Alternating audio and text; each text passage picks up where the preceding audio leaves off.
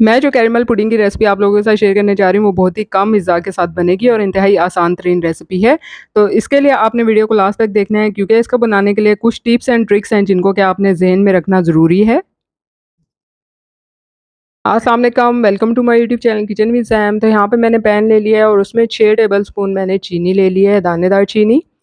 Caramel बनाने लगे हैं हम, तो कुछ रेसिपीज़ आपको ऐसी भी मिलेंगी जिसमें कि इन्होंने कैरेमल बनाने के लिए पानी का इस्तेमाल किया हुआ होता है। मैं आप लोगों को रिकमेंड करूँगी कि आप पानी बिल्कुल मत डालिए क्योंकि कैरेमल जो है ना खाली चीनी से ही बहुत शानदार सा बनता है। तो इसको आपने मीडियम टू लो फ्लेम पर पकाना है। अगर आप हाई फ्लेम करेंगे ना कैरेमल आपका जल जाएगा। तो यहाँ पे आपने ये एहतियात करनी है, अगर कैरेमल जल गया ना आपका तो सारी पुडिंग जो है ना आपकी ख़राब हो जाएगी। धीरे-धीरे आप देखेंगे ना इसमें जो है चीनी मेल्ट होना स्टार्ट हो जाएगी। जब 40 से 50% तक मेल्ट हो जाएगी ना उसके बाद हमने इसमें स्पून चलाना है, ये देखिए। अब हमने जो है वो इसमें स्पून चलाना है और आप देखेंगे कि थोड़ी ही सेकंड्स में जो है ना ये मुकम्मल तौर पे जो है ना मेल्ट हो जाएगी इसमें शुगर। तो कैरेमल बनाते हुए छोटी-छोटी टिप्स हैं जो आपने याद रखनी है, तो इस तरह से आपका कैरेमल जो है ना जलता नहीं है। तो यहाँ पर देखिए ये मुकम्मल तौर पे जो है मेल्ट होना स्टार्ट हो गया। थोड़े-थोड़े इसमें चीनी के दाने रह गए हैं, वो भी हम कुछ सेकंड पकाएँगे तो वो जो है बिल्कुल मुकम्मल तौर पे इसमें हो जाएँगे। ओवर कुक नहीं करना आपने कैरेमल को, इसका कलर भी ख़राब हो जाएगा और इसमें से स्मेल भी आएगी जलने की। साथ ही मैंने इसको एक जो है ना साँचे में डाल दिया था जिसमें आपने जो है ना पुडिंग वगैरह बनानी है और फ़ौरन से इसको स्प्रेड कर देना है क्योंकि जल्दी सेट हो जाती है। यहाँ पे मैंने एक सॉस पैन लिया है, उसमें 2 कप के बराबर दूध डाल लिया है, 1/3 कप इसमें शुगर डाल दिया है। अब हमने इसको पकाना है तकरीबन 10 से 12 मिनट के लिए कि ये थोड़ा जो है ना क्वांटिटी में रिड्यूस हो जाए मिल्क, पक के थोड़ा-सा जो है ठीक हो जाए।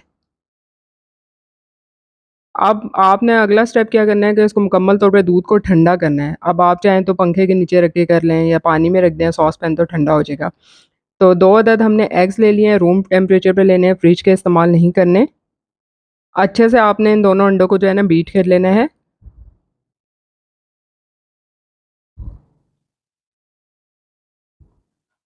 अब ये जो दूध हमने पकाया था ना और मुकम्मल तौर पे ठंडा कर लिया था, तब हमने इसमें जो है ना अंडों में शामिल करना है।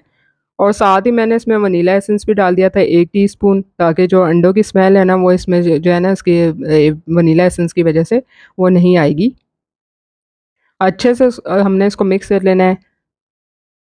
अब जिसमें हमने मोल्ड में इस तरह से कैरेमल रखा था ना उसमें हमने इस तरह से छन्नी रख के ना इस वाले मिक्सचर को डाल देना है हमने। दूध मैं आपको फिर कह रही हूँ ठंडा होना चाहिए, अगर गर्म होगा ना तो आपका जो है ना पुडिंग ख़राब हो जाएगी क्योंकि आप अंडों में डालेंगे तो वो ख़राब हो जाएँगे। यहाँ पे मैंने जो है इसमें पानी गरम उबलता हुआ डाल दिया था और इसमें स्टैंड रख दिया था। साथ ही हमने ये इसमें रख देना मोल्ड और इसको ऊपर से आपने कवर करना है क्लिंग रैप वगैरह से या फिर फॉइल वगैरह से आप इसको कवर कर दें। 30 से 35 मिनट के लिए आपने स्लो फ्लेम पे इसको जो है स्टीम देनी है। तो देखिए 30 से 35 मिनट के बाद ये यहाँ पे रेडी हो चुका है। तो जब ये पुडिंग जो है रेडी होगी थी, स्टीम दे दिया था हमने इसको 30 से 35 मिनट के लिए। उसके बाद हमने जो है ना इसको ठंडा होने देना है, इसमें से स्टीम निकलने देनी है और उसके बाद हमने इसको फ्रिज में रख देना है 2 घंटे के लिए, ताकि ये अच्छे से जो है ना सेट हो जाए। उसके बाद आपने जो है इसको किसी भी प्लेट वगैरह में मोल्ड से जो है उल्टा करके निकाल लेना है। बहुत ही एहतियात के साथ। तो देखिए आप लोगों के सामने मैंने कैरेमल पुडिंग रेडी की है और इंतहाई आसान तरीन रेसिपी आपको दी है जिसमें कि इज़्ज़ा इतने ज़्यादा नहीं जाएँगे। तो उम्मीद करती हूँ कि आपको आज की ये रेसिपी पसंद आएगी। रेसिपी पसंद आई है लाइक और शेयर करना बनता है, साथ-साथ चैनल को ज़रूर सब्सक्राइब कर दीजिएगा। जल्दी मिलूँगी आप लोगों से नई और मज़ेदार और आसान तरीन रेसिपी के साथ। तब तक के लिए इजाज़त दीजिए। अल्लाह हाफ़िज़।